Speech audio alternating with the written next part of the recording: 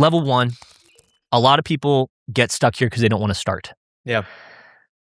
What was your first endeavor into making money before even thinking about Stan? No one actually knows this story. I'm realizing this is the first time I ever told this. Everything starts with your role models. And I was really, really lucky to have the mom that I have. For those who don't know, typical immigrant kid background, but a single mom. You don't ever realize when you're a kid how lucky you are when you have great parents who have great values and role model so deeply, authentically these values that now serve you really well. But all that being said, the first dollar I made was modeled by my mom, which was she had a 9-to-5. She was the only mechanical engineer that was a woman on our shop floor at a company called Ingersoll Rand. She still works at today. She's 74. During 2008 in that recession time, that was a really hard time for all families out there. And what my mom did on top of her job to make sure we had financial security was she started drop shipping way before that was a thing. So like way before like all these YouTube gurus made dropshipping a thing, she was on like the OG version of Alibaba. There was no English. It was all Chinese. And she was sourcing hardware. We would literally like buy stuff from Alibaba. It would come in on these pallets in our suburban garage. She started a business called Olympia Hardware. We have thousands of reviews on eBay and Amazon. Like it was like a business. And every night I would come home, and I hated it as a kid though. I would come home and I'd help her package little doorknobs, like they were called birdcage doorknobs for cabinets. And we'd buy them for like 50 cents and we'd sell them for like $1.50. And they were beautiful too, but they were also very affordable. And so the first dollar I made, what my mom never called herself an entrepreneur or founder, all this like sexy terminology we use, but she modeled what it was to like build something for yourself and have agency and have this work ethic. And so I'm realizing, as you asked me that question, I realized, no, that was the first dollar I made. And that was the mindset shift that was created in me as a child that eventually 20 years later led to me having the confidence to like maybe do something on my own. So. Was she doing that as like a way to make ends meet, or was that as a like, hey, we actually want to...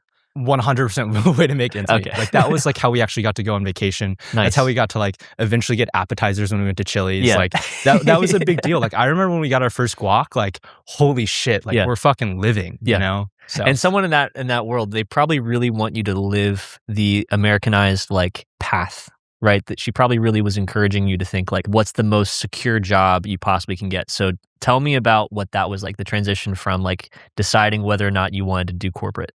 Dude, this was so hard. My mom still wrecks me to this day because she has no idea why I'm doing what I'm doing.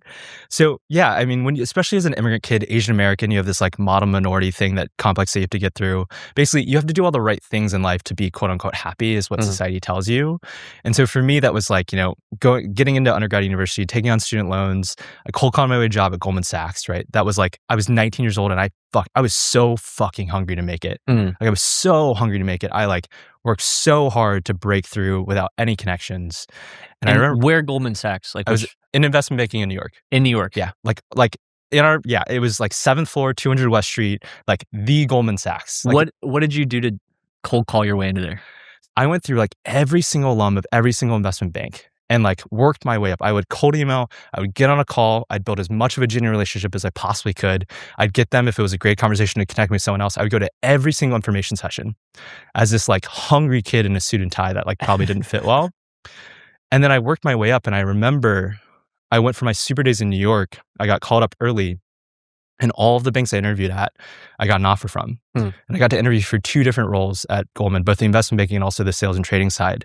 And ultimately, I took the banking offer at Goldman. But it's, I say all that to be like, holy shit, that was incredible that I did that. I would come home from class every single night and sit in front of the computer and just like crank. You get to the other side and you're like, oh, I'm like hot shit. I'm like a Goldman banker. And then you're just like, yo, this place kind of fucking sucks. It's the corporate machine, right? And to be clear, like I don't want to hate on those jobs whatsoever, but I think many of us in today's world are searching for something more, like something more meaningful and fulfilling. Like we have a single life to live. Do you really want to grind that out in a corporate office where like no one remembers your name, you're a cog in the wheel, and like your family fucking hates you? So what was the unlock for you to say like, okay, I don't want that? Did you know immediately what you wanted? No, because I made the same mistake again, which is I kept thinking, so here's the context that's important for everyone. My career has always been the lens in which I've tried to search for meaning in my life historically. And so at that moment, I'm at Goldman. And what do you do at Goldman when you're in banking? It's like, oh, I just need the next great thing, which at the time was private equity. And so I got this job at a top firm at Norris Venture Partners. And I remember I was even hungrier in that job. And to be clear, I'm so grateful to that team. I'm still in touch with all my bosses there. I learned so much, but I was so hungry to make it there. I worked even harder at that job because I wanted to than I even did at Goldman. I would come in Saturdays and Sundays and I would rip the fucking phones off the wall because my job was to source the very best deal that the firm could find. And ultimately, after like a year and a half, I ended up sourcing the largest deal that we had ever done proprietarily. And I remember there were a couple moments there where, like, at the end of the day, I actually remember the exact moment. I was walking with one of my bosses into a steak dinner in Vegas with a founder that I'd sourced, and he looked at me and he was like, John, like, this could be you one day. And I remember I was like 2 years in, I was hustling super hard, but I'd sourced the deal, and you realize like a lot of this stuff is empty once you achieve it. And I remember being like, oh my God, I would rather blow my brains out. Like, to only do this for the rest of my life. It was such an intellectually interesting job, but I was clearly searching for something more. I didn't know what it was. That's the thing. That's not what I was searching for.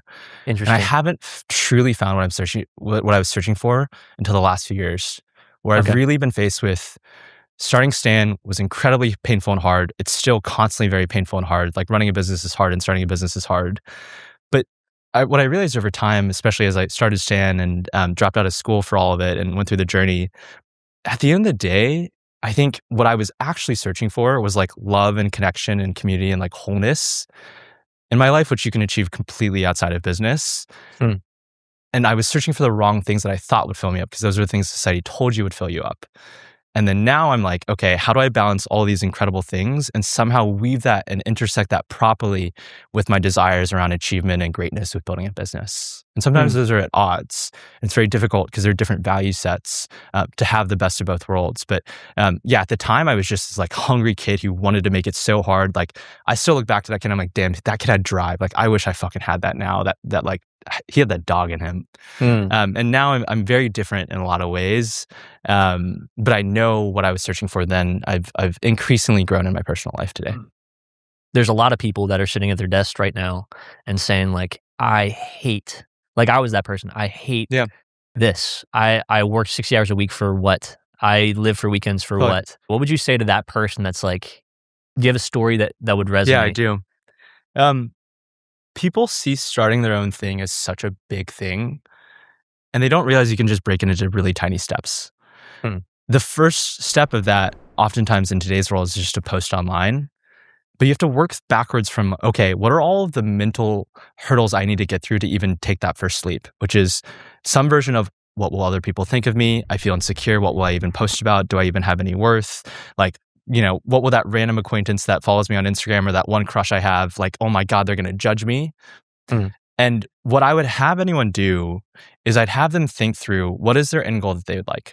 Maybe it's some version of, I would like to be financially free. I'd like to have a family. I'd like to be able to travel the world. I'd like to work on something that I'm interested in. And then I need you to be really thoughtful about reverse engineering. What are the inputs that will get you there?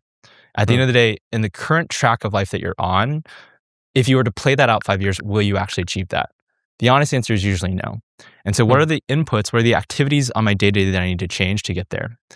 And so you have to recognize that it's a compounding, where I'm sitting here across from you today, 5.5 years now into my entrepreneurial journey. 5 years ago, I posted my first TikTok. And only now am I sitting here with a business that like is technically doing a lot of revenue, but is incredibly fragile at the same time, could go under at the same time. And so to give you guys a really specific example of how you will face lots of judgment and fears and your own internal struggles to take that first step, but why that first step is so important is I decided to start building my own thing when I was in grad school at Stanford. TikTok is still known as like the Charli D'Amelio kids dancing app. And I remember watching this whole creator economy thing blow up and be like, this is really interesting. There's something really interesting here about getting to work for yourself. And so I'd watch the feed constantly, and I was just asking myself, what kind of content could I make that would be valuable for other people, that other people would watch? And so there was one day where I was like, fuck it, I'm just going to try to make a video. And I didn't tell anyone. And I posted it. It was specifically about how do you as an underrepresented kid get your first dream job, because that was my story, right? Like, we always want to come from a place of like, what value can we give? What's authentic to us? And I posted it, and I still viscerally remember a couple hours later, I checked my phone because I wasn't in like the habit loop of being addicted to Instagram notifications, what have you. And I was with two of my really close friends, and I shouldn't say this. We were ripping the bong. And I remember being like, holy fuck, guys. This video went fucking viral. I have like fucking 100,000 views. And I say that to say then, play out the judgment that I would get, these slights that I would get from my peers. Once I started posting more, because I was testing this thing, people started seeing it, obviously. And it was cringe. It was so cringe. And so all of these people would be like, hey, John, like, how's your little TikTok thing doing? Like, how's that TikTok thing going? And you could hear it in the way they said it, right? It wasn't a respect thing. To be fair, that's still people still say that. Yeah. But they don't realize that you're playing another level of the game, right? Yeah. They're still going down the 9-to-5 track, and they hate their fucking lives at McKinsey. They're all now asking me for a job or asking me to invest in the company, right? But and so that's the thing about being an entrepreneur or a founder with a vision is you see, the reason why you will get paid disproportionately is because you see something that other people don't see, and you have the fucking balls to go out there and actually go out and do that. And for years, take on people making fun of you, people judging you, people not seeing your vision. But the people who get paid disproportionately in life are the ones who actually go out and do that vision. And so I say that to say, like, I've started first with a really fucking cringy TikTok, and how we are now building an empire all started first with me taking that first step. I didn't realize what we would get into at this point, but I kept every day putting one foot in the forward, one TikTok in front of the next. And that's turned into getting to now hire an incredible team, getting to attract an incredible co-founder who's like the best business partner out there, getting to work with helping 80,000 entrepreneurs make a living working for themselves. Like, that all started because I made that one first step. And so that's what I'd say to people. So I think I do want to make this a little bit tactical. There's people that probably don't, there's a lot of like self-doubt here, because it's like, I haven't accomplished that much.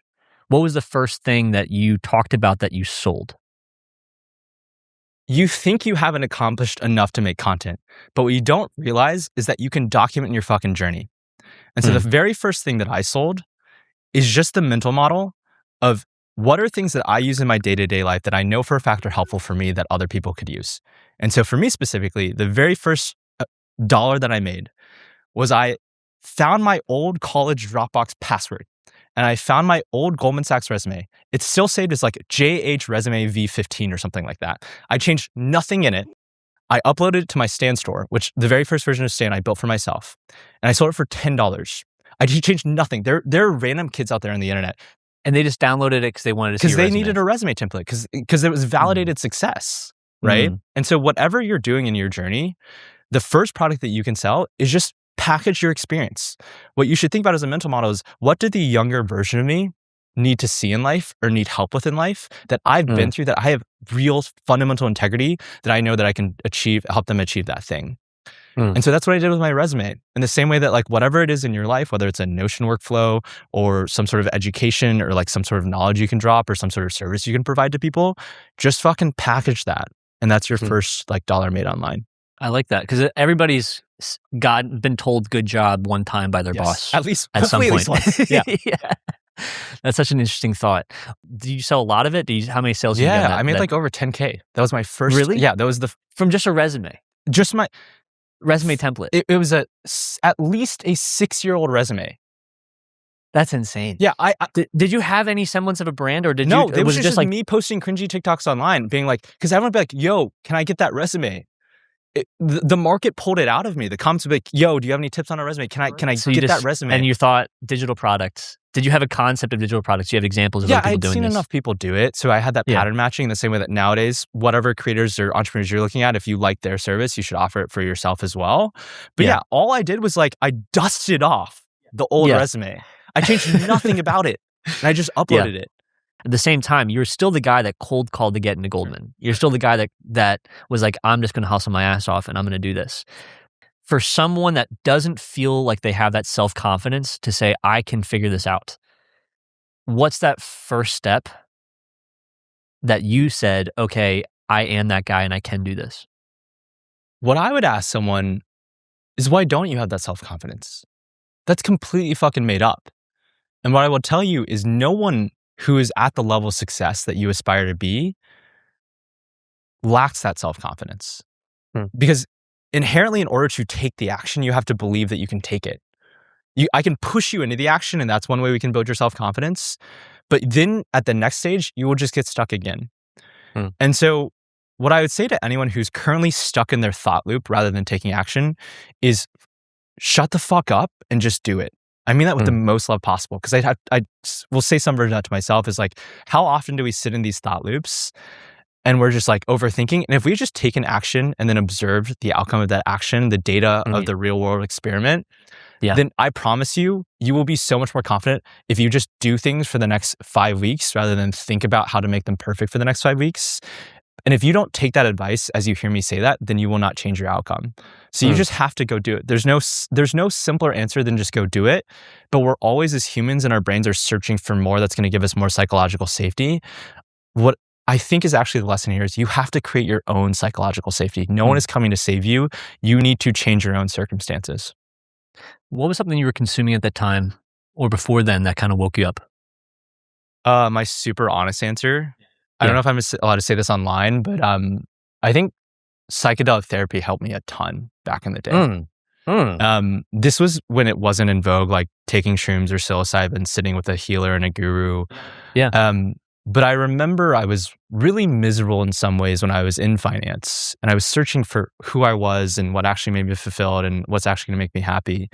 And basically, whether you're taking shrooms or just going to cognitive usual therapy, it's all just some way to like release your fears and build more emotional resilience and build more emotional security. It's like a purposeful experience that you're pushing yourself through. What's really important that I believe folks especially need in today's chaotic world is to build that emotional security for themselves. Because then you're like, well, actually, nothing fucking matters. We're all going to die. If I post this TikTok, no one cares enough about me actually in the first place. And also, no one's going to remember me in 50 years anyways. And so, like, nothing matters. I have one life in this karmic life to live. Am I really going to short circuit myself? Why the fuck would I do that? I want to transition to level 2. So you have proof, you've sold something online. It was $10,000 and you made it in cash. Did that wake you up? And what happened then that made you say, okay, I actually really want to be a business owner? There was never a moment, even now, where I've ever said I want to be a business owner, entrepreneur. I've just followed the gut and your own success. And so what I've found, having now worked with so many thousands of entrepreneurs and we get to support so many of them, is everyone's always looking for the answer, right? The framework. And we will give you that in this conversation. I will give you all of the patterns that you can match. But what I will tell you is the most important thing more than anything is to compound on your existing success and wins. And so there was never any point where I was like, this is the tactical thing and this is the tactical thing. It was just I was following my gut North Star, which got me to this point here. What that literally means in this case is I made income for myself.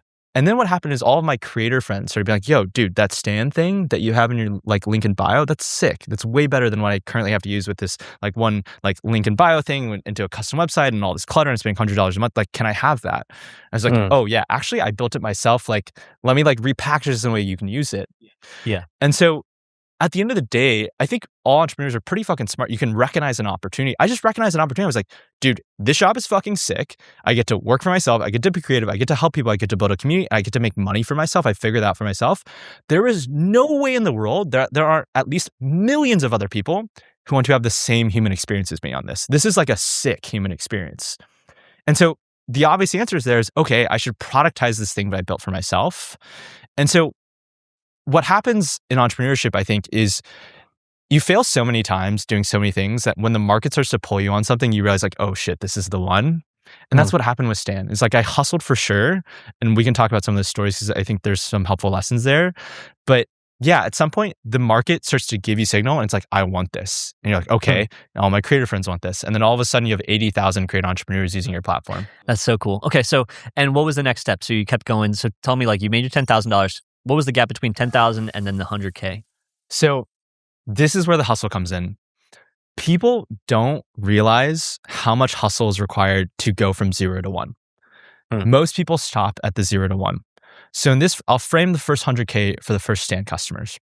So how did we get our first 100 and first 1,000 customers? So I had a couple creator friends inbound me and we had like 5 or 6 people using it. And they were having real success. And so I was like, fuck it. I'm going to post some content about it. And then I had a couple people inbound me from the content, right? Because I was building in public, but we weren't doing hundreds of thousands of dollars. I had like my first 10 free beta testers. We're like, how do we get paid customers on this? And so what I recognized was, holy shit, content is another level of the game when it comes to attracting customers. And I think finally the market is fully realizing like everyone should be making content to build their brand, build their distribution, like own their audience. And so I was like, okay, so what is my ideal customer persona? My ideal customer persona, my ICP, is a creator who wants to make money. And so I was like, I'm going to start a fresh new account. I called it Coach Hoovie, Coach_Hoovie. It's still on TikTok to this day. And for 2 months, I posted a video every single day, super cringy TikToks about how you monetize online. How do you build a funnel? How do you maximize conversion on your link in bio? All this stuff. And what I did to maximize the motion there is every single day, anyone who followed me, who looked like an ICP, who had like 100 followers, 1,000 followers, but clearly was like in it to win it, I would follow them back and I would DM them. And I would get them on the phone for a 30-minute discovery call to try to sell like $29 piece of software. Like it's fucking idiotic if you think about it because it's unscalable. But to get our first couple hundred customers, all of those customers, by the way, will tell the same story. I would get on the phone I would make content as much as I could.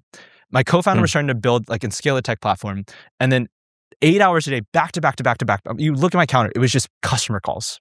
And most people won't eat that level of shit.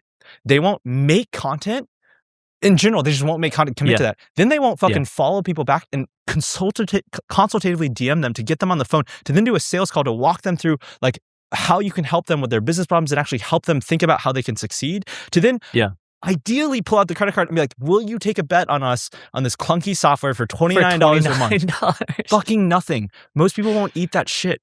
And you weren't even thinking like, oh, I could consult them on all this stuff. No. Like, you were just like, I was really just trying to them. like validate and scale Stan because I knew this platform would just be so helpful to people. But you had to show them, like, you have to make something a thing before it becomes a thing. And people don't realize how Herculean of an effort is required to actually make something a thing.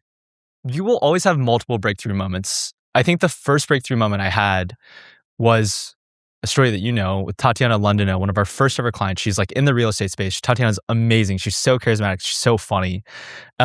I remember she was one of the first clients we ever went live with. And I still remember the night we went live. I do believe it was New Year's Eve or it was New Year's. And Stan at the time, by the way, was so sketchy looking. Like I would not have trusted my credit card on it. It was like super sketchy. It was like a clunky piece of software. And we went live with it. And I remember we were specifically helping her sell her first ebook to help realtors actually like build their businesses. And she just had this gut instinct to be like, yo, I actually think we should put up a one-on-one coaching session for $1,000. I was like, okay, sure, like whatever, fuck it. And so we put a little block there for her to sell that too. It takes like 30 seconds to spin up on Stan. And the next morning, I'm just like checking her transactions.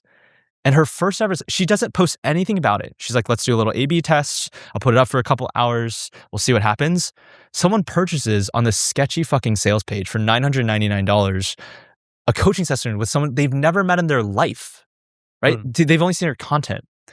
And so I remember that moment being like, if someone would do that, then we are so fully in a new age of commerce. And then so that was like breakthrough moment number one. And then you just have multiple compounding moments from there, where at some point when the business is growing from $1.5 to $15 million in revenue in a single year, clearly you have something. There's a moment where, once again, as an entrepreneur, there's so many times where you struggle so hard to make something happen that when the market finally rewards you with a moment where things just like flywheel in or pour in, you're like, okay, something's clearly working here. And those will happen after like months of iteration and struggle. How did you get that first $100,000? It was just compounding. It was specifically cold calling those first 100 customers. And then what happens if you really delight them? People overcomplicate business all the time. All that fucking happened from there was we made them so fucking happy. We saved them so much money. We made them so much more fucking money. And they had receipts on that. They had screenshots of how much money they were making, hundreds of thousands of dollars on Stan. And what would they do? In the age of social media, they would post it online. Yeah. I think the metaphor for people to visualize is your job as an entrepreneur in 0 to 1 is to roll this boulder up the hill. And it might take a lot longer than you thought, but at some point the mountain will flip.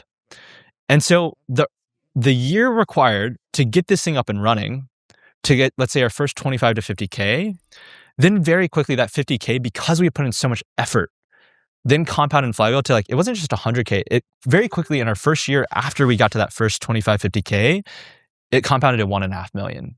So did you drop out with money in the bank, or did you drop out with like were you feeling Yeah, it? I dropped out specifically because I raised the seed round from Forerunner. It was like a Yeah. $5 million check. I had Vitaly, who also quit his full-time job, and we were like, fuck it, we're all in.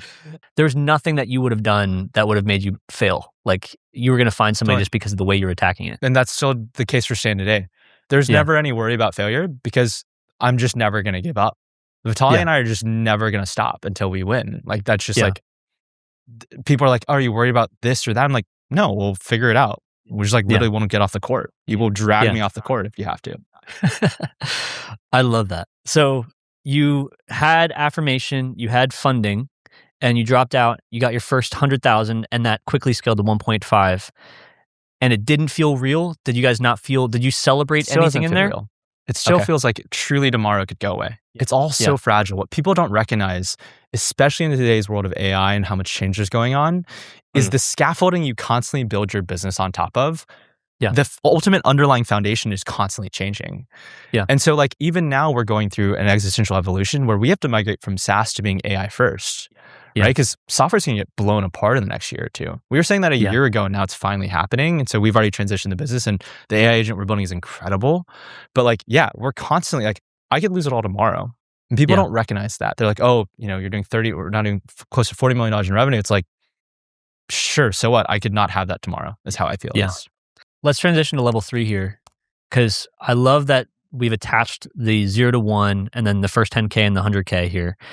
Talk to me about what it was like to get that first like $1 million post funding. So like at a point where you were doing like $1 million from a run rate perspective, what changed? What people did you add on? What what was systemized in you that you felt like? Was it still just like balls to the wall? So the first thing that I'll say that's really helpful to everyone is when we hit $1 million in revenue, not enough changed. As in, when I think about my mistakes that I made in scaling a business rather than being in the business, is I think it took me too long to understand the power of building compounding systems that didn't require me to be in the room. Because for too long, I think I suffered from what I tell the team all the time now is like star individual contributor syndrome, like Michael Jordan syndrome. Yeah. Of like, I had built my entire identity around being the one to make content, being the one to close every sales call, being the one to like be the hero in the room. Yeah. And what a real CEO does, so when a founder and entrepreneur graduates and transforms into being a CEO, is they recognize that they have to step off the floor and instead not be in the business, but be outside of the business observing what is this compounding system and engine that I'm building. Yeah. And so at $1 million, I wish I'd already felt that way because I think we'd be significantly more successful than we are today. But what I will tell you is in the moment when we hit $1 million, people are like, oh my God. And maybe some people will celebrate all this kind of stuff. I would tell you it's felt the same exact thing. We felt the same exact level of anxiety. We felt the same exact amount of urgency and pressure is my very honest interpretation. And we just fucking hustled to compound this business even more. What changed in you from the amount of output you did from a content perspective? Because it seemed like you transitioned from the TikToks of I'm telling people about this little tool and I'm going to call these people. What transitioned to like, I'm actually going to document this stuff? So very tactically for everyone, how you should think about it is there's a certain activity that drove your success so far. So in this case, the input in this case was me making TikToks. So we got our first few customers and then me making sales calls. So then the obvious next question is, okay, if I want to continue growing the business, I can do a couple different things. Two of those things are one, I need someone to do more of that output, or I can step out of that completely and do an entirely different activity. What I mean by that is the next step you do, which we did, was we hired someone who's also incredible at making content. So she stepped into the role. Lo's incredible. She like absolutely crushed it for us in this early phase. So she was making the TikToks. I then hired a sales team as well to then do the sales as well, which then theoretically allows you, if you do a good job, to step out of that and then think about, okay, what's the next stage of the business? Should I add more capacity in making content? Should I add more capacity in the sales role? Should I actually be thinking about an entirely different role? Maybe I should be adding marketing and paid spend on top of that. And so you evolve over time from first replacing yourself. So I was no longer making TikToks. Also, because you now run a business, you're too busy oftentimes to make the TikToks yourself. And so you graduate into a new role, which I would call more like a strategist and a decision maker and a director of people, or AI agents, I think, in the new world. When you're doing the startup energy, there's like this underdog feeling. Yes. Did you feel that? Do you still feel 100%. that? 100%. We're not even close to making it in the big leagues. Like people are out there doing hundreds of billions. Yeah. Like, we're fucking doing tens of millions. Like we're doing 40 million in revenue. It's fucking nothing. We're nowhere near the level that we believe we can get to. yes, we've done this thing and we can be proud of it, but we know deep in our souls what we're capable of and we're nowhere close to that. Hmm. Like if Stan flamed out today, I think I would look back in 10 years or 20 years and feel really disappointed and feel really at a loss for what we could have done. Hmm. Because I know that we are the right people who genuinely care. Like the team cares I'm so proud of the team and the culture we built and the people we've recruited who care so deeply about this mission. We know that we have what it takes to help anyone out there get from 0 to 1 or 1 to 100K or now 100K to millions. And we see it almost as like our obligation and responsibility to now be able to scale that to millions of people in the world. There was no part of you that went into the circles or went into the communities and being as the I am now the person that's the founder that has the $1 million business. There was nothing in you in No. there? Why would I care That's about so that? cool. I've found that a lot of people develop that ego. I find it really interesting how like consistently humble you've been through that process. I don't fuck with that kind of person if that's their personality. And so I think the appropriate mental model to take on that I need to learn how to take on is ideally you maintain your humility because I don't think it says much about me as a person, as a human being. Yeah, I accomplished this. I did this thing. I don't even use the verb accomplish. I just haven't achieved anything close to what I think is like worth celebrating. I'm curious about how big the team got. Yeah. So we've always kept it lean. We have a very high revenue to employee ratio. It's anywhere between, now it's about 750K per employee. It was at one point we were like 25, 30 employees when we first got to 30 million in revenue. I think people used to be like, that's so few employees back in the day. This was before AI agents. We were like, no, I actually think we can do even more. And now with AI agents, I think everyone should have the model of like, dude, I think I can be running like a very, very efficient business. And so within that, I think maybe the best advice I can give to someone as I think about scaling their team in today's world, I think the mental model we use now is for anything that you need help doing or taking an action on, aka that a social media, like an intern could do, I would really seriously have you consider, can I build an AI agent workflow that will do this at scale for me? And then anything that requires human relationship or ambiguity or decision making, I would still ask myself, can I build an AI agent to do that? And I do believe in like a year or two, they 100% will be able to do that and we're all fucking cooked. But in the interim, that's where you hire really fucking smart people with first principles thinking, who are really rigorous, who really care, who have a ton of passion, who also have cultural values alignment fit with you to take that role and direct these and spin up these AI agents to work on their behalf. How do you avoid the mistake of hiring the wrong people?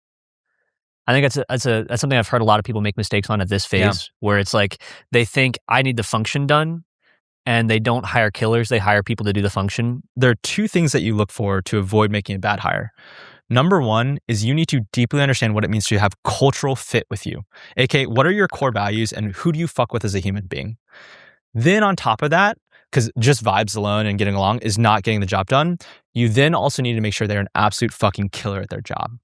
And so the way you figure out what you define as absolute killer at the job and what you're expecting out of this role is to write down, what does your dream candidate do for you? So for example, if you're hiring an EA because you're a creator and entrepreneur and you don't love being in your email and you feel like your best use of your time is actually to be creative or make content, what have you, then you just sit down and you write for yourself, okay, my dream hire would do this thing for me, and then they would have all of this prep for me ahead of time, and they would like be on top of this thing and that thing, and like, oh my God, this feeling of release that I'm feeling.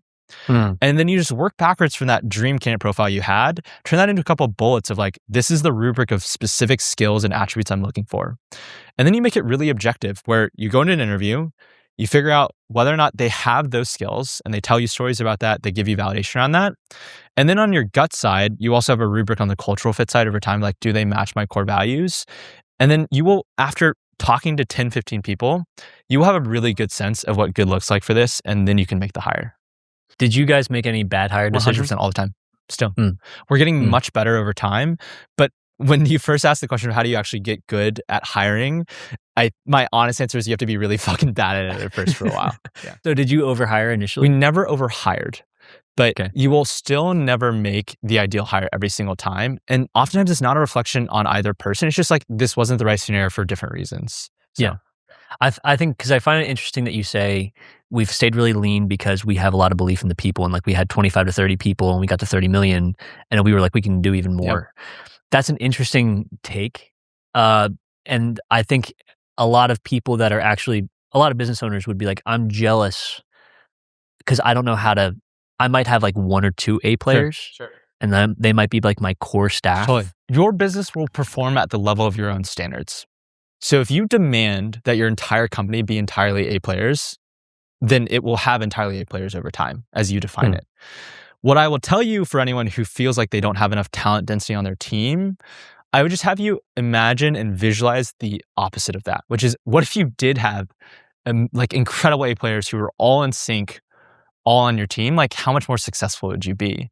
And is dedicating the time to do that and recruit those people and build that culture to help them perform at that level, is that going to give you more ROI than what you're currently doing?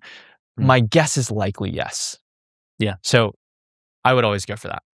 How did you break out of the I have to do everything myself and I'm the star player and I'm Michael Jordan? I haven't fully broken out of that, if I were to be super serious. And I still want to work through that. But there are also moments where you as a founder, like you need to go founder mode and you need to be the one to push the team, or you need to be the one to like make the breakthrough happen.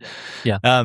I think what it is you learn wisdom over time of where you should insert yourself and where you shouldn't. And it comes from pattern recognition of making mistakes where you're like, oh, that process didn't go super smoothly because I injected myself too much in that. And I actually should have just like realized that whether it's, you know, planting a tree or what have you, like it just takes time for something to sprout. Like if I overwater this thing, it's going to die. And my co-founder also has another great example is like, John, it takes 9 months to make a baby. Like you can't rush making a baby. Whereas I'm like, fuck, no, I want the baby like right fucking now, like 3 months, like fuck.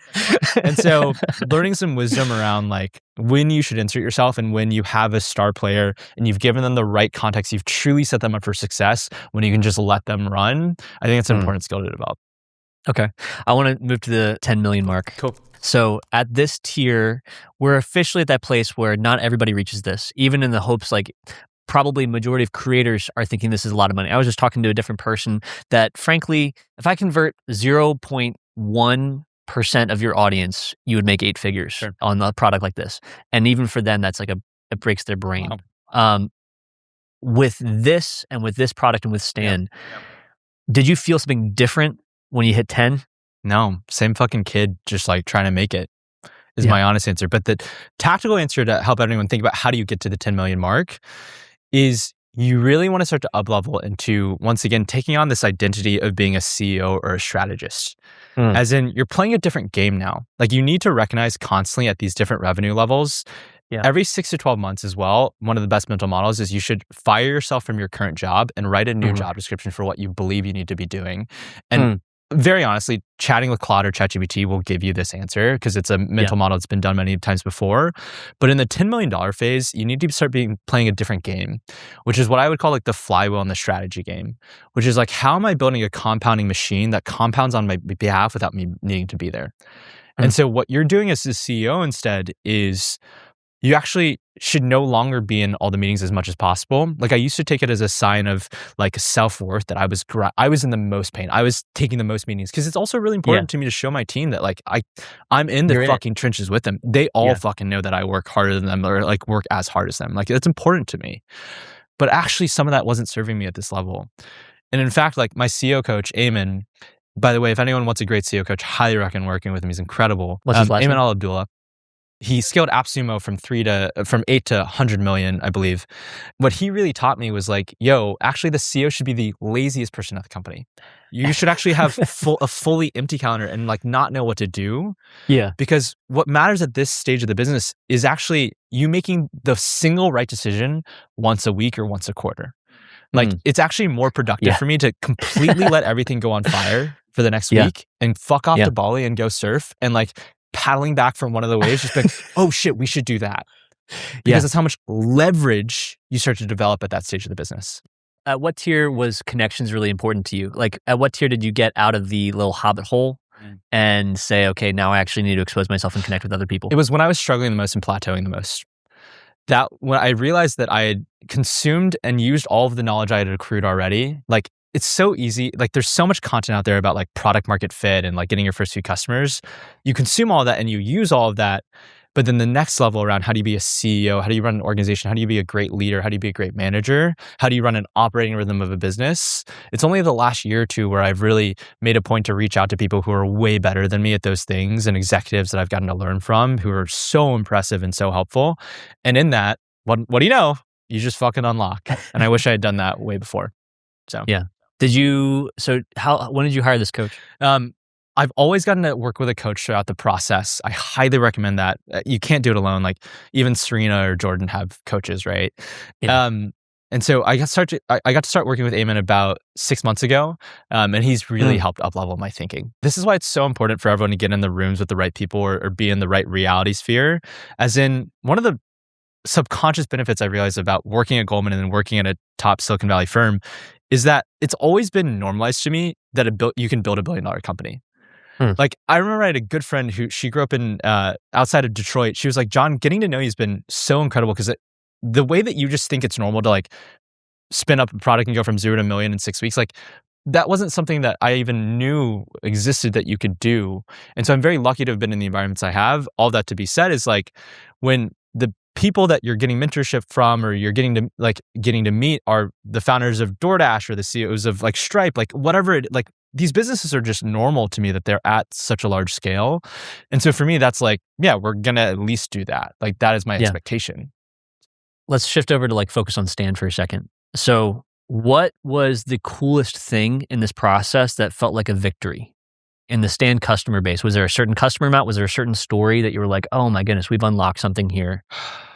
One of the coolest stories that we've gotten to be a part of here at Stan is the story of Abigail Pugh. So Abigail, 4 years ago, her husband had a stroke and lost his job. He was the single breadwinner for the whole family. So at the time, Abigail just had one daughter. Abigail did what I think any mom would do, which is she became super mom and like stepped up for the fucking family. And she just started posting. And she started using a Stan store. And at this point, she's now crossed $2 million in revenue. She's fully retired her husband, who now works on the business with her. And my favorite thing she does is her favorite flex on her stories on Tuesdays, Wednesdays, Thursdays, what have you, is she'll post a photo of her and her 2 children now at the park at like 10 o'clock in the morning and be like, it's so fucking cool that she gets to take care of her family, explore her own career passions and flex her brain while also getting to be super present with her family. And so when I think about why we exist in this world, Stan, what our purpose and mission is to do is like, that is the new American dream. Like we've lost the 9 to 5 is no longer paying the bills and like making sure we're secure. Like the white picket fence is gone, but we have this little pocket of the internet that is actually good. And that is like the Stanpreneur of like building a business that helps other people, that also obviously helps yourself, that gets you to be enlightened and like climb up Maslow's hierarchy of needs and then pay the fucking bills so that you can just like live a life that you want to live. What's really cool about the way that you guys perceive your users is that it's just like, no, I just want to highlight you. I just want to push whatever you guys are doing. Journey, dude. Like the reason why people ask me all the time why the company's name's Stan. And the reason why I love the name Stan is because it's a person's name. So first I started it as Stan because it was the Gen Z term that they co-opted from Eminem. It's like, do you like Eminem? Yeah, I do. He fucking, when you got to fucking lock in, you fucking put on 8 Mile and just, But, you know, he obviously coined the term Stan. And in that, the reason I called it Stan initially was because I wanted us to always be our customers and our creators super fans. But what I really love about the name now is it's also a person's name. And so it's a double meaning to me. It's like we're your super fan. And then also when I think of the human being Stan, I think it's a he with glasses. And he's like that friend you always call when you're like having a shitty day, or even if you want to celebrate a win every now and then, and he'll always give it to you straight and he's super fucking smart. And he's always there for you. And so, of course, our customers are the heroes of our journey. Like we exist to help them succeed and like help them pursue their passions. Like that is our greatest gift that we get to be a part of. It's like very emotional and very humbling to the team. So, what do you do culturally as a team to make sure that stays the priority? So, number one, you have to authentically live it yourself. And then you have to think about what are all of the systems or rituals I can put in place to further embed this in my organization when I'm not in the room. What I mean by that very tactically as examples is our core North Star value is being creator first, is being founder first, is being entrepreneur first, it's putting the client at the center of everything. And then so if that is your core value, how does that inform and trickle down into the actions you take as an organization? So for example, we have all hands every week. At least once a month, we have an all hands that's specifically a customer first, a creator interview. So we're always making sure like, okay, how do we put the creator at the center of everything? How do we connect everyone on the team to how a creator feels about this, how this impacts the creator? And then in all of our memos, all of our strategy documents, there's a section for how is this aligning with our values? How does this decision align with being as creator first as possible? And so you find all these little tactical ways to further entrench the behavior.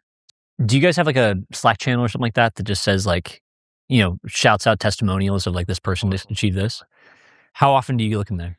One of my favorite charts that I check all the time, my team teases me for it all the time, is every day in our daily analytics chart, there are obviously you see revenue, retention, all the business metrics. And then we have this little section that's the top 20 sellers on Stand that day, whoever made the most money.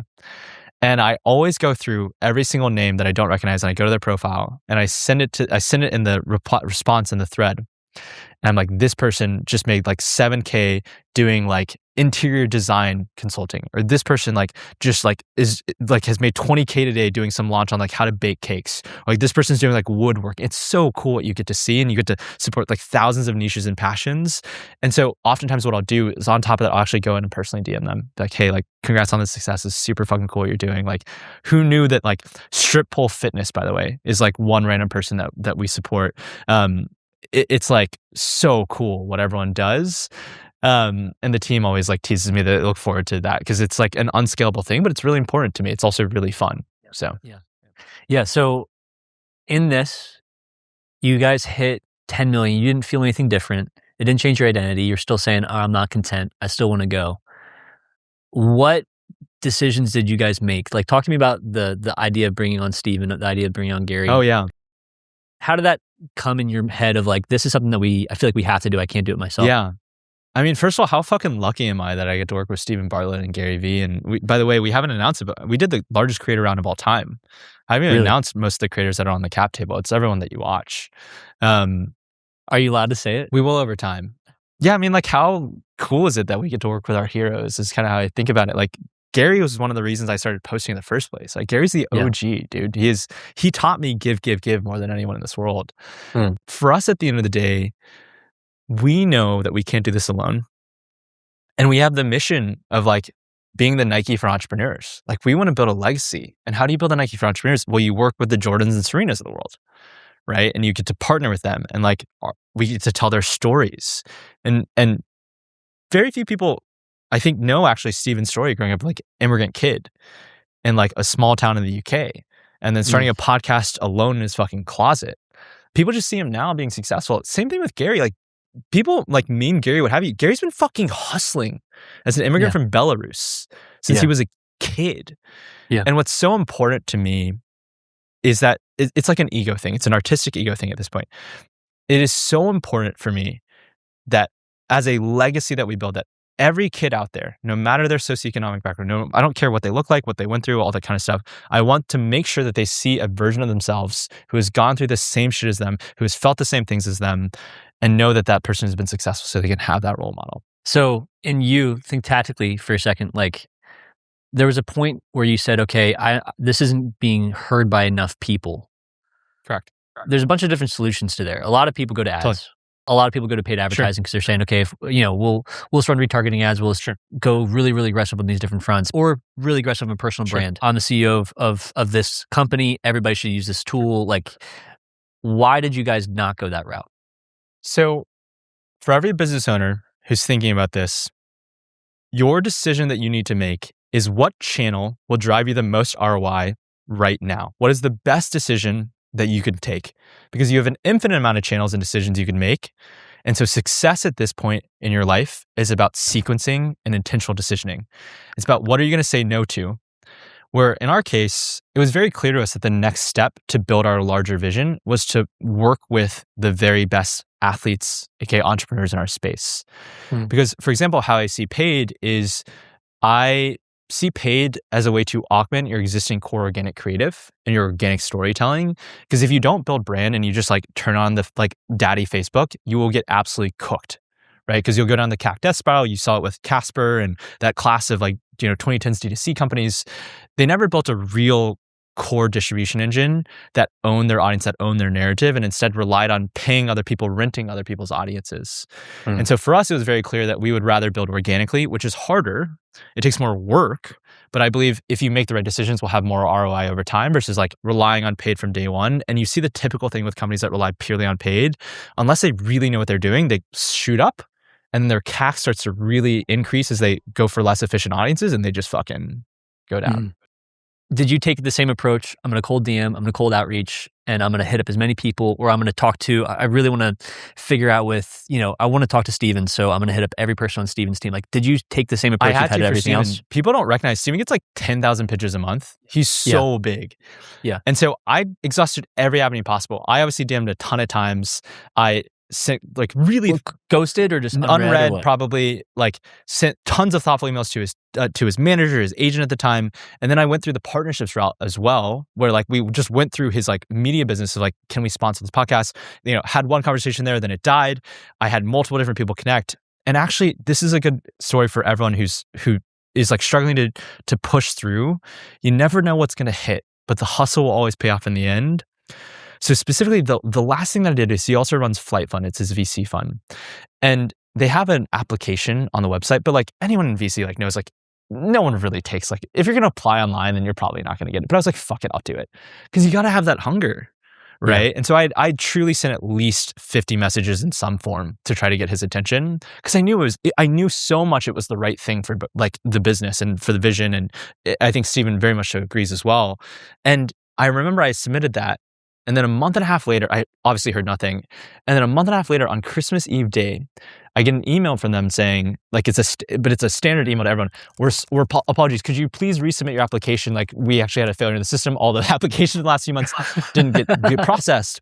And I was like, fuck. It was Christmas Eve, right? And like I easily could have just unplugged, what have you. And I'm not promoting unhealthy work ethic, but I resubmitted. I was like, fuck it. It'll take 5 minutes. I'll do it. And what do you know? 3 days later, I get a DM back from Steven on LinkedIn, because I've sent him like, fucking 5 DMs at this point, a connection request back. And he's just like, yo, saw your application, obsessed. WhatsApp me at this number. And that's the story of how we started. That's awesome, right? That's awesome. And for him, it was that cold DM approach. It doesn't even matter. All those aren't really rejection. No. It's just like not being seen. Totally. I think there's a lot of people, myself included, that feel like it's rejection. It's an act of vulnerability to put yourself out there. Yeah. And so if you take it that personally, then yeah, it's going to suck and you're not going to send that many.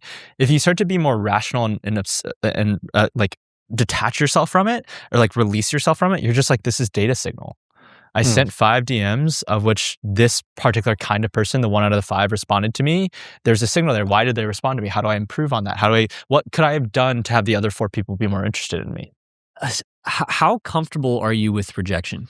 I would say versus the average person, I'm probably much stronger. Like I'll go cold approach anyone if I like hype myself up. Yeah, I still have lots of fears. Here's the thing. I still feel the same things. I just don't let them affect my actions as much anymore. There's some people who are fucking stone cold killers, or like they just don't feel it. My very honest answer to everyone is like, whether it's approaching a hot person at a bar or like going up to some random person at a conference to like close a business deal, like my heart still races a little bit. But the only way you get better at that is if you like cold exposure yourself to it. And like then by the 10th time, you're like, fuck it, right? Talk to me about the difference here, because I think there's some people that are going to be listening to this and they're saying, okay, I'm going to go email Steven Bartlett. Why did he respond to you when he did? And do you think that he would have responded to you if you had reached out to him a couple of years before? I think this is very important to note, because obviously you got to hustle, but you also will not get the opportunity with the right person unless you're delivering an immense amount of value, particularly that person, right? So I do think, given where Stan's trajectory was and how fast we were growing in the earlier days, that he would have been interested as well. But this was the right time. I knew it was the right time. And it also just worked with his like timing in life as well. But what's really important is like, it's almost unfair. As an entrepreneur, you have to be good at everything ideally. Or you find your one thing that you skew in super hard and you go down that. But in order for this to happen, I want everyone to recognize the chain of activities that had to accrue and how much work and effort you should expect to put in if you want outsized results, which is first and foremost, like I get to send all those DMs, what have you, that are like, unhustled. But if my underlying fundamental value prop was not there, aka the business wasn't good, the business wasn't profitable, growing, like in a niche that was super mission aligned with what he's doing, then he never would have responded to me, no matter my hustle. And so you have to accrue and build something of value inherently in the first place, a product or service that genuinely helps people. And then you have to build that to a certain level where the traction shows that ideally. And then it's some combination of that plus like getting your word out there. So you have to do all the things. Why is there such still a disconnect between like creatives and making money? Because it seems like you are bridging that gap. And I think the reason that a lot of these people that have joined in and a lot of these people that are going to be announced later are joining in is because everything they've done is to try to bridge that gap. But I know of so many creators. I mean, we're in LA, but like there's so many different people that are like, the gap is not just making the video. It's understanding that they're worth actually making money. Like it's actually okay for them to do this. So what education piece are you doing to like help facilitate that type of conversation? So there's a couple different ways that we can help someone actually get to that point of success. First and foremost, it's all the content we make that is educational, help people on their journey. And like, here's tactically how you create your first product. Here's tactically how you like make your first sale. Here's how to make content about your product without feeling salesy, all that kind of stuff. But what we're really, really keen on and what we're starting to do now is like our AI agent is starting to serve essentially as all of our creators like COOs and head of content, right? So like what we're about to release to the market, Stanley, I was just telling you before, all of the ideation of all my short form this week is from Stanley because he deeply understands my taste and actually writes good content because he has access to what top performing content looks like and also my content. So it's not like that slop that ChatGPT and Claude like give you because they're just like average agents that everyone is using. Then I get to film it and have fun with it and tell the story in the way that I'd like to. Then Stanley edits the entire thing for you. I want to understand that. I want to understand that piece. How does he edit it? He understands how I like to edit things or how my team likes to edit things in the same way that he can do for you immediately. The agents are getting so fucking good. And so we've built a proprietary model around this, which is why our agent can learn so well and then recreate that. Because the thing about content is very personal, very specific. Like there's a like, and it's vulnerable, very vulnerable. It's very vulnerable. And so like that's why even when you work with an editor, you're like, oh, dude, you didn't get it right. Like I got to do it myself. We're probably like 80% to bridging that gap. Are you serious? That's terrifying to me. Why? I'm curious whether that's going to create more of a gap between like realness, like authenticity. Like where does authenticity actually stick? I think this is a really large, nuanced conversation that I don't think we should go into right now. I don't think I'll give you good answers. I think we'll get canceled for some reason unintentionally. Because I'm looking at it because I'm like the business owner in me is like, man, that's I was in a group chat with like 500 people yesterday, and I'm looking at it. It's like a forum, and I was like, that was the number one thing. I was like, I want to find this. So it was like they're wanting this, and people are trying to build this, and it sucks. And so I think like creatives need it, and they need the systemization. How are you going to help them maintain their creativity? At the end of the day, everything that we're trying to do is to unleash human potential. And so what we're offering is just that buddy, that head of content that you can use and plug into however you like in your creative process. So for me, for example, I just really fucking dislike editing. I've never been good at it. I don't enjoy it. And there are certain people who really like editing, and you should continue to do that. Because what actually matters is in this spectrum of all creators to entrepreneurs. So from the starving artist to like the super rational minded entrepreneur who's a robot, they all want some access to this service. How we build this thing is whatever part you want to play in, that's the fun of the creative part. Like for me, I just like really fucking like writing scripts, and I really like thinking about the visuals of like making cheesy jokes in it. Like I just like that. That's what I enjoy. And so what Stanley is doing, or any of the agents we're building that like helping, like I don't like A/B testing copy on my landing pages, but our agent is going to do that for you in your sleep at night, and then just send you a report. It's like, hey, I identified this opportunity. Like, would you like that optionality? Probably. And so this agent is basically going to go out and do the things you don't want to do and find proactive opportunities in the same way that you would hire someone incredible to do that, but for a much more affordable price. And so what we have built our product around is like, you get to do the things that you are exceptional at, that make you you. Because if the agent is doing all this stuff, then that fundamentally dilutes the thing that gives you the differentiation in the first place. And so it ruins the success of the thing. And so for me, what makes me me is like, the really deep like focus on like what is the insight, how can we truly like give value in this video, like pushing the needle on that stuff. And like I'm happy to have Stanley edit this for me. Everyone's more happy, including anyone that I was knitting before on like all the edits, you know. So. And your job becomes, and you've done this, but essentially you're saying to creatives like your job is becoming document. Yes, you get to live your life. That's our goal. Live your life. My co-founder Vitaly has a great vision around it. It's like you get to fundamentally just live your life. And so when Stanley's plugged into your Notion and your texts and your emails and like just your schedule and knowing everything that's going on in your life, he's already proactively flagging for our customers the interesting things. Like he's like, yo, in that Zoom call, like that was really interesting of a point you made. Like, why don't we cut this as a clip?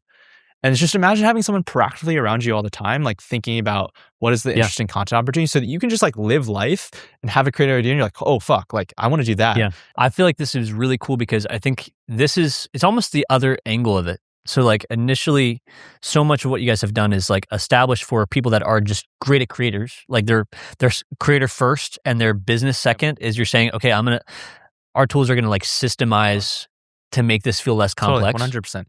What it sounds like this is almost people that are business first and not creative.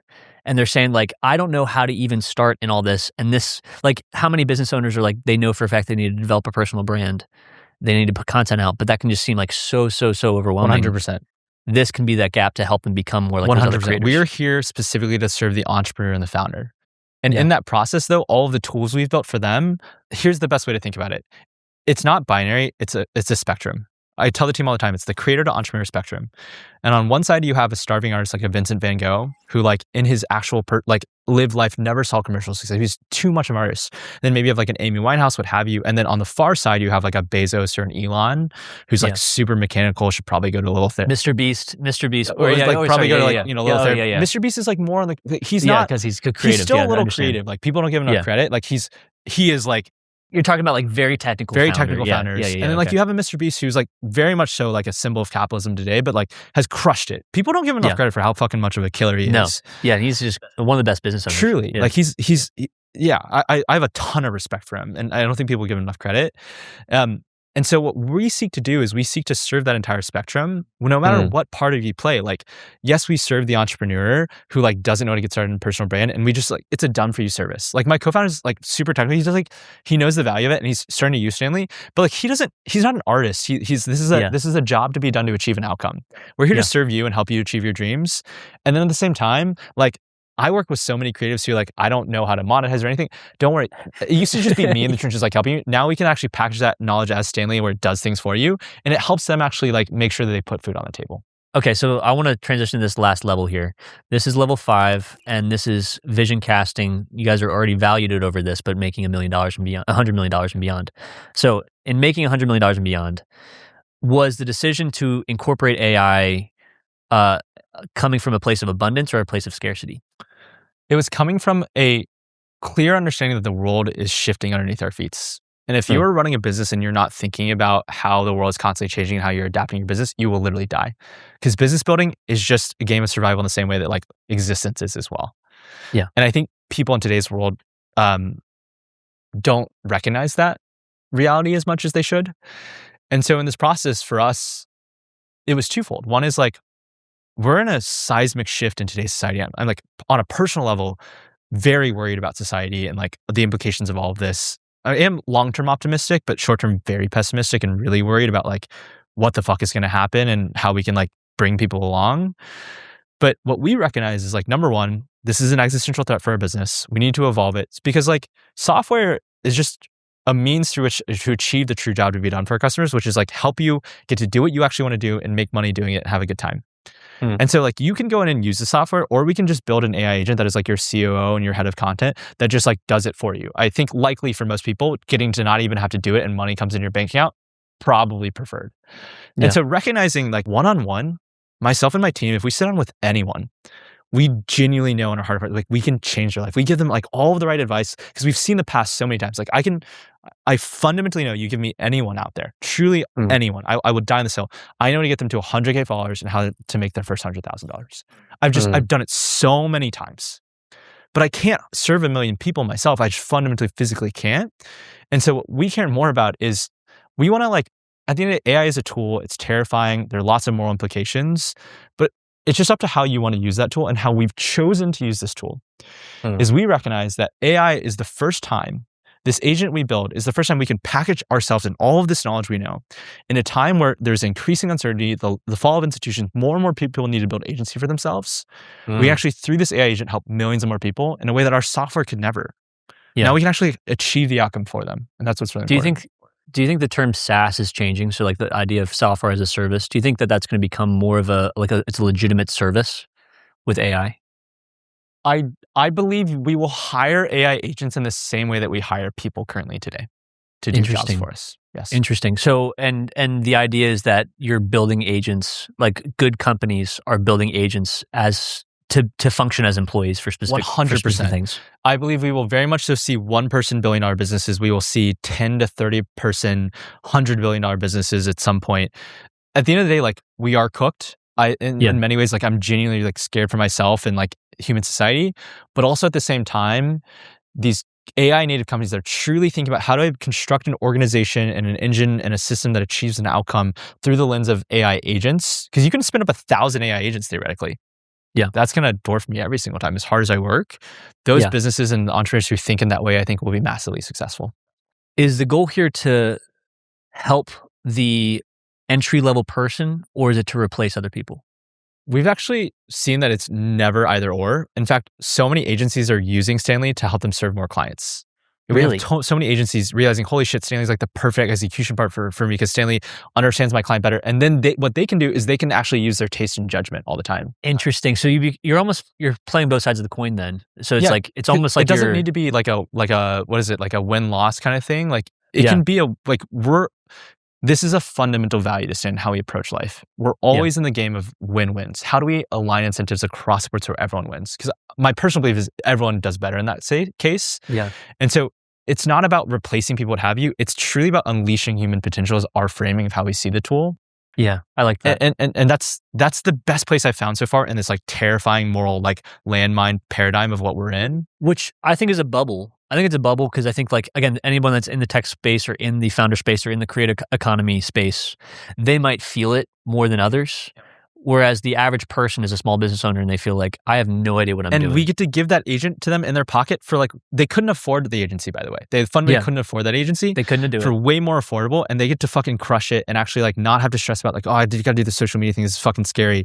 Yes. You just have like the best social media intern out there just fucking crushing it for you and then converting That's so your leads. cool. There's such a rapid pace of like using Claude Code, using whatever to build your own LLM. Okay, use Manus. And now Manus can, next month, Manus is going to be able to do all of your IG strategy because it's going to be integrated with that. So it's like, there's an aspect of all this that can feel so overwhelming because it's so new, so fast. So as a small business owner, it was like, man, I don't even know really where to start because I feel like as soon as I start, I'm already behind. How do we fix that? How does Stan fix that? This is where building trust in your brand, I think, is really important. So at our core, as a business, as human beings who run this business, we live, sleep, breathe, and bleed being a creator and being at the edge of it. Like, we obsess over content. We love it. It's so fucking fun. You get to meet so many cool people. It is who we are and what we live for. And why that matters to this conversation is we are on top. We are overwhelmed, but we are also on top of the latest advances in how to make the best content and how to use AI in your entrepreneurial stack to make content and also convert your leads and convert customers.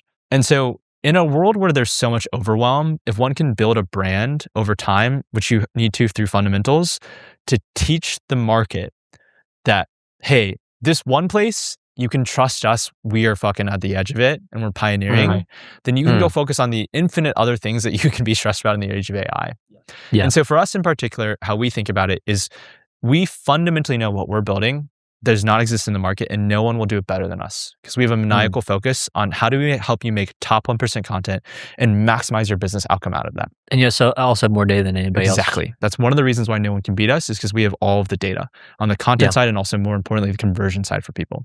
So we know how to convert people. I like that a lot. So as you think about vision, like where do you guys actually want to get to? You're saying you're doing 40 million right now in ARR. So like, where do you guys actually want to be and where do you actually envision this going? What I actually care about is I want people to look back on the Stan journey and say, holy shit, those guys fundamentally lifted the success curve of entrepreneurship.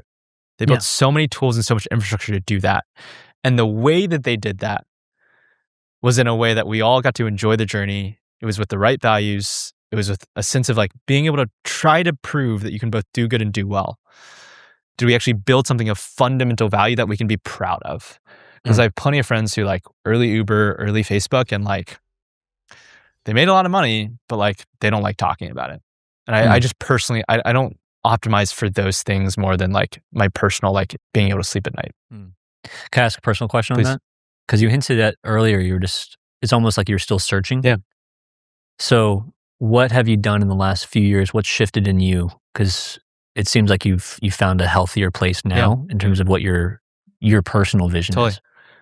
My personal vision honestly has like nothing to do with business over time. Like I'll Okay. always get to dabble and have fun, but like we're all just human beings who like, at least for me personally, like I can't wait to find a partner and like have a family and like probably have a farm and like fuck off from technology. Like there will definitely be times where I like fully like jump off the face of the planet from like a news or tech or business perspective, what have you. And like just explore life and be a human being. So When it comes to like a sense of purpose, I think a lot of people find their purpose in what they're building. And something I've noticed is that sometimes when you've succeeded, whether it's through an exit, or whether it's through reaching a certain revenue tier, they find themselves just saying like, "Hey, I didn't actually achieve the things I wanted to achieve." and then they're deeply depressed and they have no meaning because the whole thing that they were focused on the whole time is gone now. Yeah. And I'm terrified of having that experience. And so that's why it's really important to me over time to make sure that there are other things in my life that I derive much more meaning and fulfillment from. Like what? Like having a family and like loved ones and friends that I like really love and care about. Mm. Yeah. How does that become a priority? Because I think there's always going to be a battle between the balance of that versus the balance of building. And I constantly struggle with that, by the way. Like I'm in a season where it's like obsessive about the company. We got to get it to the next level. But at the end of the day, you can't blame anyone but yourself for the situation you're in many cases, like, or at least how you perceive yourself in the situation. So you can't blame other people for being in situations is probably the nuanced take. But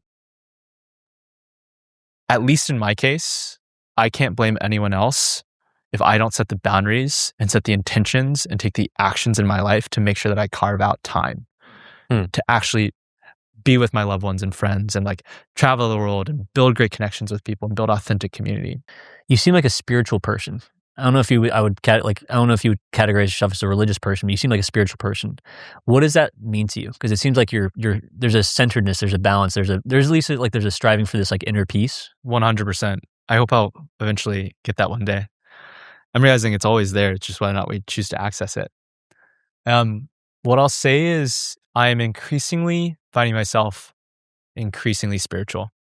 I used to be this kid who like willed himself into this world. You made your own luck. You like forced yourself into this world because that's how I got to existence. Like everything I had to do, my mom had to do was like we had to do it ourselves. Yeah. And I also grew up going to Catholic school for a little bit, and people treat us really poorly just because of like our lack of wealth and what we look like. And so I lost my faith for a long time. Now at this point, I just have been humbled so many times in this journey that like you just realize there's likely something, or at least I just believe there's definitely something greater than us. And every time I serve that thing, whether one calls it God in a Judeo-Christian sense or what have you, it keeps giving back. Like the more you serve, the more you give. I feel like welled up with emotion and gratitude now. I trust that. And so I am currently like rereading the Bible. And Is that a recent thing? yeah, specifically picking up the Bible again. What in the Bible stuck out to you? I think what it is as you get more successful over time, you also realize that everything is made up. And like you start to unmoor or get like unanchored from the things that other people hold to be like true in life. And you're like, wait, no, it's so chaotic and so ambiguous and so unknown. It's actually paralyzing. Yeah. And I think going back to scripture or wisdom of the Buddhist teachings, whoever it is that is your spiritual guru, I think I'm searching for like that anchoring back into like, how should I live my life? What gives me confidence and security in a terrifying world? I think we're entering like a terrifying stage of the world. And so right now I'm lucky enough to get to read the Bible and like take in what resonates with me and also what doesn't. And it's cool. Yeah. I'm excited to explore more. I have a lot of respect for that because I think like there's a lot of people that are I would say like hyper spiritual or dogmatic. And then I have noticed more recently that a lot of my friends have been more open because I think it's a response to a season of nihilism or a season of like there's the entrepreneurial, like I will endure the most amount of pain. Like I will be the anal person. I will be the person that holds the standard. I will be the person that has a high standard. And therefore I have to be the star and I have to be constant. If I am not constantly stressed, something's wrong. And so it's like after a season of that, there's this like, desperation to this all like it's almost like you're looking for something to have hope in, and you're like, oh, I would love to feel like like there is something bigger than me. The thing I appreciate about you is that you also, in response to that fear or that outlook on what's happening in the world, that your response to that is one, internally, I'm going to try to balance myself. And then in my work, I'm going to try to make it as accessible as possible to help people. There's so many different ways that you individually could have made a lot more money. Like in looking at your path, you individually, if you wanted to say like, screw everybody else, I'm going to be super successful. You personally could have just done the PE thing and cash checks. You could have been at Goldman Sachs, cash checks. You could have probably consulted a lot of these people because, like you said, if I talk to anybody, I can tell them how to get their first 100K followers and how to make their first $100,000. And that skill set would have made you a ridiculous amount of money. But instead you chose, I'm going to make something that's accessible. I'm going to get on 100 phone calls and talk to someone and try to convince them to buy something for $29. I really have admiration that that's the choice you've made in the direction of your company, in the direction of your own actions of I'm going to make money. Even in response to this, I'm going to instead choose to seek inner peace and embrace spirituality, be okay with the idea of going on a farm and saying screw everything else. And I'm going to make these things that are inaccessible very accessible to people that really, really need it. I was a fan of you before, much more of a fan of you now. So thank you so much. I'm grateful for the kind words, and I had a blast. Cool. Awesome.